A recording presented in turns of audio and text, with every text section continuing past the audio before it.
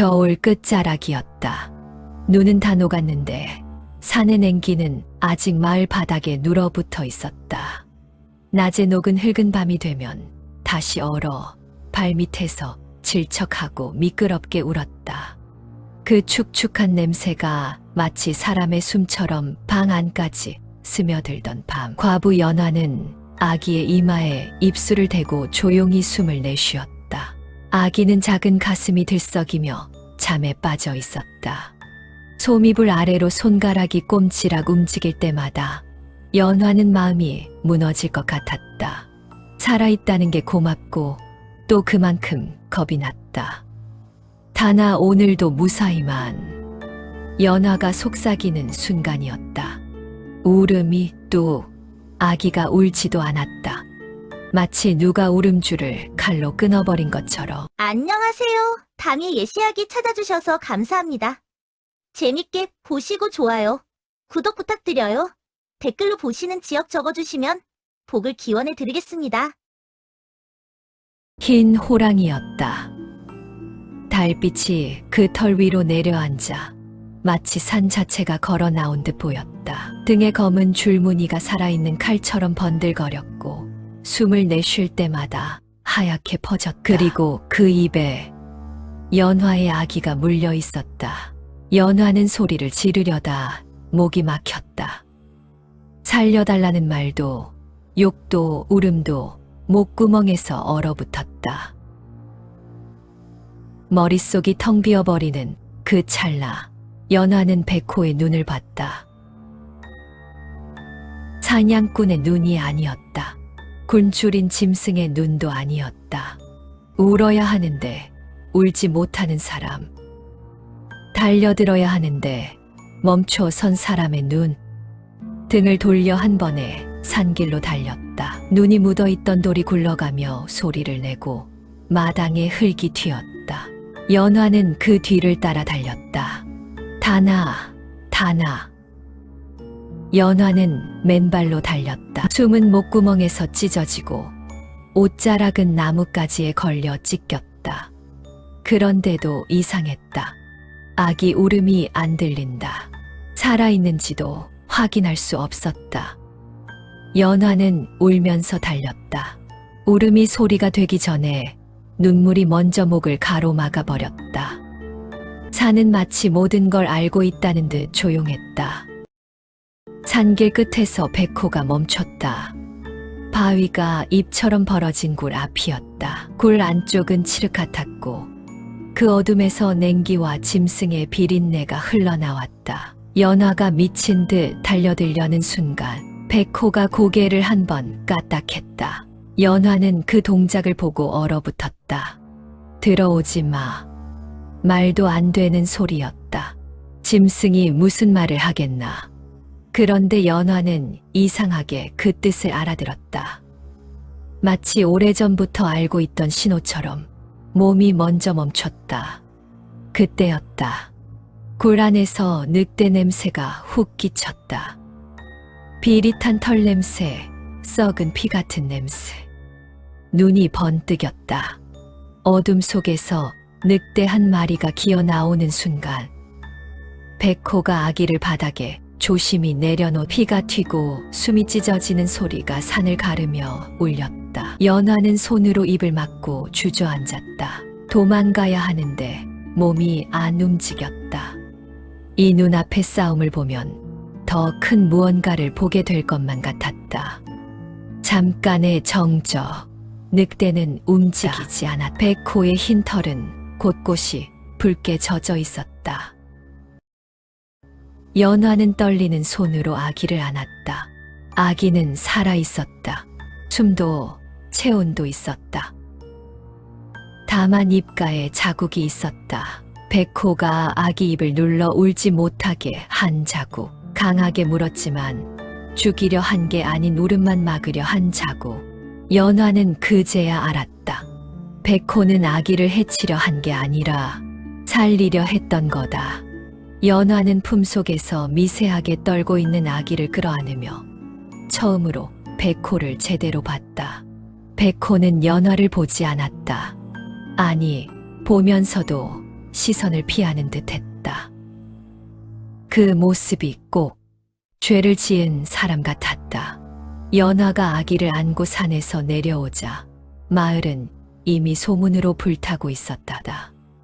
누군가 산에서 울부짖는 소리를 들었다느니, 흰 그림자가 지나갔다느니, 과부 집에서 짐승이 나온다느니, 마을 어귀에 다다르자 사람들이 모여들었다. 아기 입에 자국 봐라. 백호가 물었다. 저 과부가 백호랑 짜고 흉년이 든 것도 애가 아픈 것도 다 짐승 때문이야. 그때 이장 아들 덕삼이 앞으로 나섰다. 키가 크고 목소리가 컸다. 무엇보다 사람들이 듣고 싶어 하는 말을 잘 골랐다. 저 과부는 남편 죽고도 한 번도 울지 않았지. 그 말에 사람들이 술렁였다. 정상이야? 사람 맞아. 연화는 말이 안 나왔다. 울지 않은 게 아니라 울 기력도 없었던 것뿐인데, 남편이 죽고 난 뒤부터 연화는 울음을 삼키는 법을 배웠다. 울면 더 무너질까봐, 울면 아기까지 잃을까봐. 그날 밤 마을 남자들은 창과 횃불을 들었다. 백호를 잡겠다고 산으로 간다며 연화는 아기를 꽉 안고 무릎을 꿇었다. 잡지 마세요, 제발. 연화의 목소리는 떨리고 손은 더 떨렸다. 덕삼이 웃으며 말했다. 그러면 내가 대신 희생해. 사람들이 숨을 삼켰다. 덕삼은 그 틈을 놓치지 않았다. 과부가 산에 들어가 백호를 불러내. 내가 백호랑 한패 아니라면 그게 제일 빠르지 않겠냐. 그 말은 칼 같았다. 연화는 그 순간 깨달았다. 이건 백호 때문에 생긴 일이 아니다. 마을은 그냥 누군가를 필요로 했던 거다. 두려움을 떠넘길 사람, 흉년의 죄를 씌울 사람, 밤에 편히 잠들기 위해 불태울 사람. 연화는 그날 밤 몰래 산으로 올라갔다. 오히려 산만이 진실을 알고 있을 것 같았다. 산길은 낮보다 더 낯설었다. 밤의 산은 사람의 발걸음을 싫어했다. 나뭇가지가 손처럼 뻗어 길을 막고 돌은 발목을 잡았다. 산길 끝 초라한 움막이 있었다. 거기엔 산지기 노파가 앉아 있었다. 노파는 연화를 보자마자 말했다. 아기 데리고 산에 들어왔구나. 노파는 씁쓸히 웃었다. 놀랄 것 없다. 그 아기는 산이 기억하는 피를 가졌거든. 연화는 숨이 막혔다. 산이 기억하는 피라니. 아기가 무슨 죄가 있다고. 노파는 손가락을 세웠다. 산의 규칙 3가지. 첫째, 산에서 내 이름을 부르면 대답하지 마라. 둘째, 아기가 웃으면 뒤돌아보지 마라. 셋, 백호를 보면 왜 묻지 마라. 묻는 순간 진실이 널 삼킨다. 연화는 떨며 물었다. 백호는 대체 뭐예요? 노파가 낮게 말했다. 짐승이 아니다. 사람이 남기고 간 마음이 짐승의 몸을 빌린 거다. 연화는 그 말을 듣는 순간 가슴 어딘가가 찢어졌다. 남편이 죽던 날 연화는 마음만 남아도 좋으니 돌아오라고 빌었던 기억이 있었다. 하지만 동시에 무서웠다. 그 마음이 돌아온다면 그 마음은 무엇을 위해 돌아오는 걸까? 노파는 연화의 손목을 움켜쥐었다. 내가 살아남고 싶으면 규칙을 지켜. 사는 사람 말을 좋아하지 않는다. 특히 사람이 사람을 속이는 말을 제일 싫어한다. 연화의 머릿속에 덕삼의 얼굴이 스쳤다. 그의 웃음이 산의 냉기보다 차갑게 느껴졌다. 며칠 뒤 덕삼이 연화를 불러냈다. 사람들 눈을 피해 우물가 뒤쪽 폐가처럼 비어있는 창고였다. 덕삼은 연화를 위아래로 훑었다. 너 남편 죽던 날 산에 갔지. 연화는 몸이 굳었다. 그날 남편이 약초 캐러 산에 갔다가 돌아오지 않았다. 덕삼이 낮게 속삭였다. 너 남편 내가 봤어. 그 말에 연화의 심장이 뚝 떨어졌다. 그 사람이 가진 땅 문서 어디 있지? 그제야 연화는 알았다. 이건 백호 때문이 아니었다. 덕삼은 처음부터 남편이 남긴 땅을 노리고 있었다. 과부가 땅을 지키는 건 쉬운 일이 아니었다. 마을 남자들은 과부의 밭을 주인 없는 밭처럼 취급했다. 덕삼은 그 마음을 더 노골적으로 말로 만들 뿐이었다. 땅 문서만 내놔. 그러면 조용히 넘어가 줄게. 덕삼은 웃으며 말했다. 백호 소문도 내가 좀 막아줄 수 있고. 연화는 뒷목이 서늘해졌다. 막아줘요? 그래. 사람들은 원래 보고 싶은 대로 본다. 내가 미친 과부가 되면 애도 흉물이 되고, 그럼 애를 누가 데려가겠어? 덕삼의 말은 부드럽게 이어졌지만 내용은 독이었다. 연화는 온몸이 차가워졌다. 내가 무너지면 단위는 끝이다. 그날 밤 연화는 처음으로 결심했다. 살아남아야 한다는 결심이 아니라 싸워야 한다는 결심이었다. 그날 밤 연화가 아기를 재우고 있는데 문 밖에서 연화야 하는 소리가 들렸다. 연화는 숨이 멎었다. 노파의 규칙일이 떠올랐다. 산에서 내 이름을 부르면 대답하지 마라. 그런데 여긴 산이 아니라 집이다. 그럼에도 목소리는 산처럼 차가웠다. 사람의 목소리인데 사람의 온기가 없었다. 연화야, 문 열어. 연화는 입술을 깨물었다. 대답하지 않았다. 아기를 끌어안고 숨까지 죽였다. 그러자 창문에 흰 털이 스치듯 지나갔다. 백호였다. 백호는 창 너머로 아기를 바라보더니 천천히 고개를 숙였다. 그 모습이 꼭 죄인처럼 보였다. 연화는 참다 속삭였다. 당신 누구야? 그 순간 백호가 몸을 떨었다. 마치 그 한마디가 칼이 되어 등뼈를 긁는 것처럼 노파의 규칙 3이 떠올랐다. 백호를 보면 왜 묻지 마라. 진실은 묻는 순간 시작된다. 연화는 급히 입을 막았지만 늦었다. 백호의 눈이 흔들렸다. 달빛 아래서 그 눈은 잠깐 짐승의 눈이 아니라 사람의 눈처럼 젖어 보였다. 백호는 한 걸음 물러섰다. 그리고 마당 끝을 바라봤다. 그 순간 연화도 느꼈다. 집 밖 어딘가에 또 다른 발소리가 있었다. 백호가 떠난 자리에서 연화는 문턱 아래에 떨어진 낡은 비녀를 발견했다.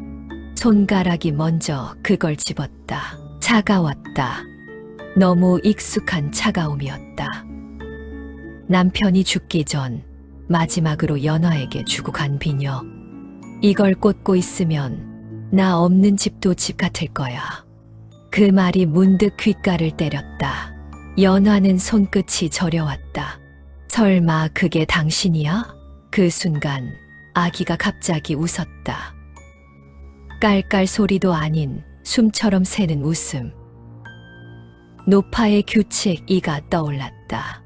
아기가 웃으면 뒤돌아보지 마라.